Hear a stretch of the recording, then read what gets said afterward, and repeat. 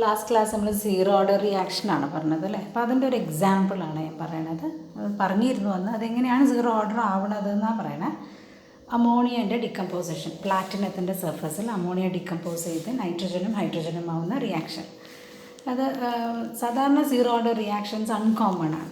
Okay, എപ്പോഴും നടക്കുന്നതല്ല, പക്ഷേ അതേ carried out under special conditions. അപ്പോൾ അതുപോലെ പറയുകയാണ് ഇവിടെ അമോണിയൻ്റെ ഡിക്കമ്പോസിഷൻ പ്ലാറ്റിനം സർഫസിൽ നടക്കുമ്പോൾ സാധാരണഗതിയിൽ ഹയർ കോൺസെൻട്രേഷൻസിൽ decomposition of ammonia first ഓർഡറാണ്.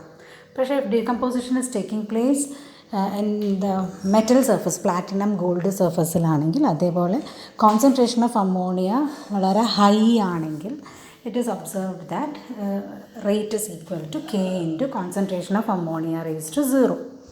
Okay, that is independent of concentration of ammonia. It does not depend upon the concentration of ammonia. അപ്പോൾ ഇവിടെ എന്താ സംഭവിക്കണമെന്ന് വെച്ചാൽ കോൺസെൻട്രേഷൻ വളരെ ഹൈ ആകുമ്പം ഇവിടുത്തെ കാറ്റലിസ്റ്റിൻ്റെ സർഫസിൽ, പ്ലാറ്റിനത്തിൻ്റെ സർഫസിൽ അമോണിയ മോളിക്യൂൾസ് കംപ്ലീറ്റ് വന്നിട്ട് ഡെപ്പോസിറ്റ് ചെയ്യും. It gets absorbed on the surface. നമ്മൾ എബ്സോർപ്ഷൻ തിയറിയിൽ പറഞ്ഞതാണ്. It gets absorbed on the surface. അപ്പോൾ കംപ്ലീറ്റ് ആയിട്ട് എബ്സോർപ്ഷൻ നടന്നു.